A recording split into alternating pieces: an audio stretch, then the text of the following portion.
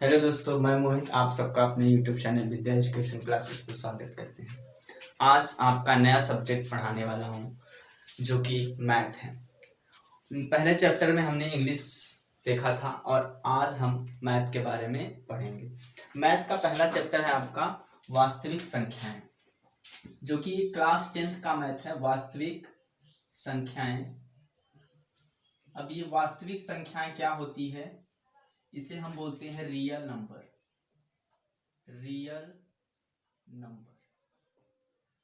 अब वास्तविक संख्याओं के बारे में जान लेते हैं। वास्तविक संख्या क्या होती है, रियल नंबर के बारे में। ऐसी संख्याएं जो किसी सरल रेखा के अनुदिश जितने भी संख्याएं आती हैं वो सब हमारी वास्तविक संख्याएं होती हैं। जैसे मान लीजिए आप 1, 2, 3, 4, 5, अगर हम इसे पॉइंट को क्या मान लें 0, अगर इधर आएंगे -1, -2, -3, -4, ये तो पूर्णांक हो गया। ये कौन सी संख्या होती है दोस्तों? पूर्णांक। ये आपका होता है पूर्णांक। यानी कि पूर्णांक संख्या हो चाहे वास्तविक संख्या, चाहे आपका अपरिमेय संख्या हो चाहे परिमेय संख्या होती है। यानी कि जितने भी नंबर्स आते हैं वो सब किसी सरल रेखा के अनुदिश जितने भी नंबर्स आते हैं वो सब हमारे वास्तविक संख्याएं होती हैं। अब ध्यान से समझिएगा परिमेय और अपरिमेय संख्या के बारे में, ये आपका इंपॉर्टेंट है। परिमेय संख्या। अब परिमेय संख्या क्या होता है? Rational number. रेशनल नंबर के बारे में जानते हैं। रेशनल नंबर क्या होती है? ऐसी संख्या जिसे P/Q के रूप में लिखा जा सकता है उसे हम कौन सी संख्या? वास्तविक संख्या कहते हैं ना, परिमेय संख्या कहते हैं, रेशनल नंबर। अब देखिए, जैसे कोई भी संख्या, जैसे मान लीजिए 1, 2, 3, 4, 5, अगर हम बात करें किसी संख्या के P/Q मतलब 2, जैसे हमने लिखा 2/3, तो ऊपर आपका क्या हो गया? P और नीचे आपका क्या हो गया? Q। तो P/Q के रूप में लिखना है आपका क्या होता है? परिमेय संख्या। अब आप कहोगे सर ये क्या एक भी परिमेय संख्या है? बिल्कुल, एक भी परिमेय संख्या है। कैसे? क्योंकि एक के नीचे हम 1 लिख सकते हैं, तो 1 में 1 का भाग देंगे 1 ही आएगा। तो ऊपर क्या हो गया? P और नीचे क्या हो गया? Q। तो P/Q के फॉर्म में हो गया, तो भी हमारा कौन सी संख्या हो जाएगी? परिमेय संख्या। 2, अगर 2 की बात करें तो 2 भी हमारा कौन सा संख्या होता है? परिमेय संख्या। कैसे? क्योंकि 2 के नीचे हम 1 लिख सकते हैं। तो 2 में 1 का जब डिवाइड करेंगे तो कितना आएगा? 2 ही। ऐसे मान लीजिए ऊपर वाला P और नीचे क्या है? Q। तो P/Q के रूप में लिखना ही कौन सी संख्या कहलाती है? परिमेय संख्या। और आपका 0 भी कौन सा संख्या होता है? परिमेय संख्या। अब बात करते हैं अपरिमेय संख्या के बारे में। अपरिमेय संख्या क्या होता है? Irrational number. इंग्लिश में बोलेंगे इसे इरेशनल नंबर। हम दोनों लैंग्वेज में लेकर चलेंगे, हिंदी मीडियम और इंग्लिश मीडियम दोनों। तो वास्तविक संख्या क्या होता है आपका? Real number. किसी संख्या के अनुदिश जितने भी किसी सरल रेखा के अनुदिश जितने भी संख्या होती है वो सब वास्तविक संख्या होती है। जैसे आपका परिमेय संख्या हो गया, अपरिमेय संख्या हो गया, पूर्णांक हो गया, तो ये सब हमारी कौन सी संख्या होती है? वास्तविक संख्या है। ठीक है। अब परिमेय संख्या क्या होता है? तो परिमेय संख्या जिसे P/Q के रूप में लिखा जा सकता है वो हमारा क्या होता है? परिमेय संख्या। और अपरिमेय संख्या क्या होता है? जिसे P/Q के रूप में नहीं लिखा जाता वो हमारा क्या होता है? अपरिमेय संख्या होता है। ठीक है।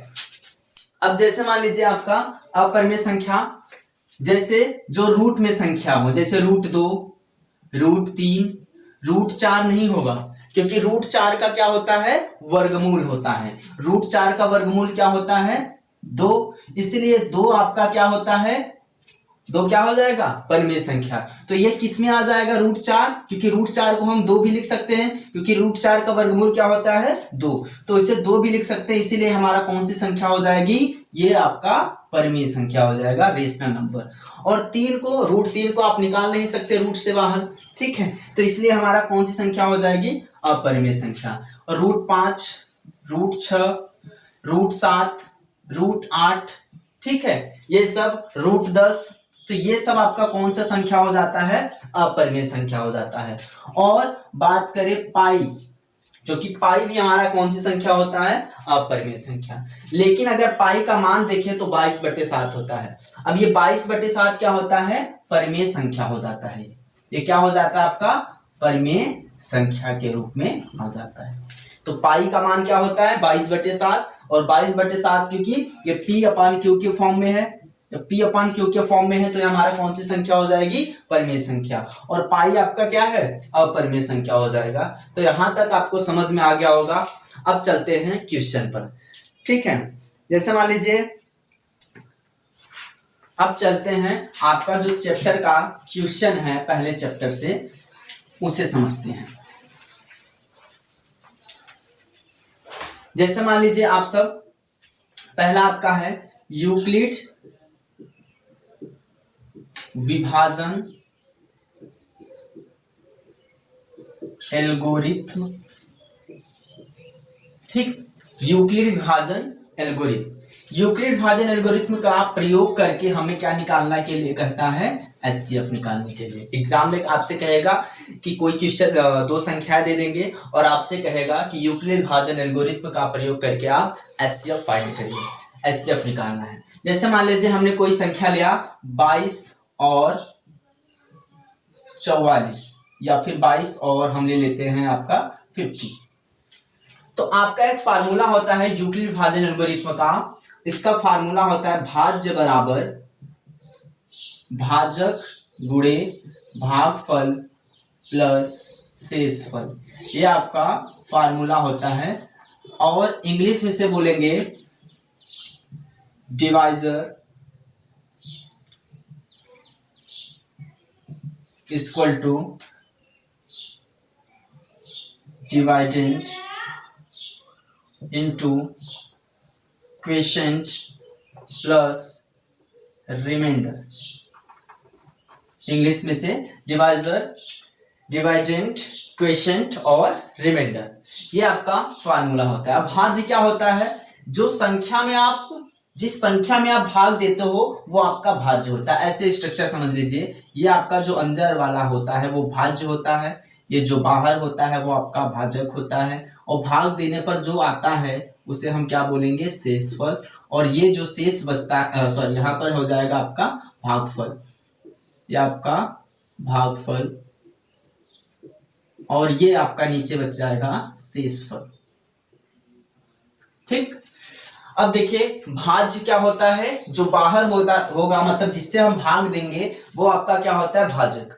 भाज्य क्या होता है, जिसमें भाग दिया जाता है वो हमारा क्या होता है, भाज्य। और भागफल क्या होता है, भाग देने पर जितने बार संख्या जाती हैं वो हमारा क्या होता है, भागफल। और शेषफल जो बच जाता है नीचे वो हमारा क्या होता है, शेषफल। अब इसी टॉपिक, इसी से हम फार्मूले से हम क्या पढ़ेंगे, इस क्वेश्चन को हल करेंगे। देखिए कैसे हल करेंगे इस क्वेश्चन को, इस फार्मूले से। मान लीजिए आपका 22 और 50 का क्या निकालना है, आपका यूक्लिड विभाजन एल्गोरिथ्म का प्रयोग करके HCF निकालना है।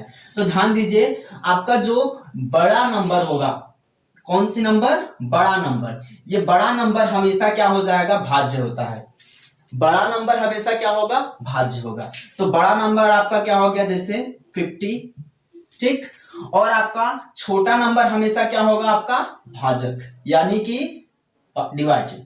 आपका ये आपका क्या हो जाएगा 22 इंटू भागफल कितना हो जाएगा। अब देखिए आप यहां पर जरा समझिए, आप यहां पर जरा समझिए, भाजक क्या है आपका 22, क्योंकि हम किससे भाग देंगे, जिससे भाग, जो छोटा नंबर होता है वो आपका भाजक होता है, और जो बड़ा नंबर होता है वो आपका क्या होता है, भाज्य होता है।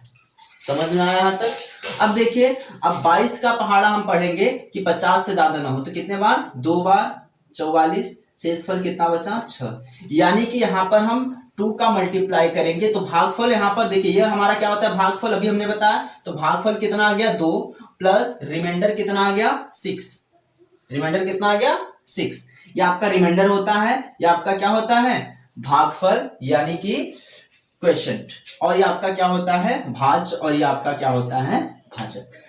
अब यहां पर देखेंगे 22 टू जा क्या हो जाएगा 44, यानी कि 22 दूना 44 और 6 50, ये वाला और ये वाला दोनों तरफ क्या होना चाहिए, बराबर होना चाहिए।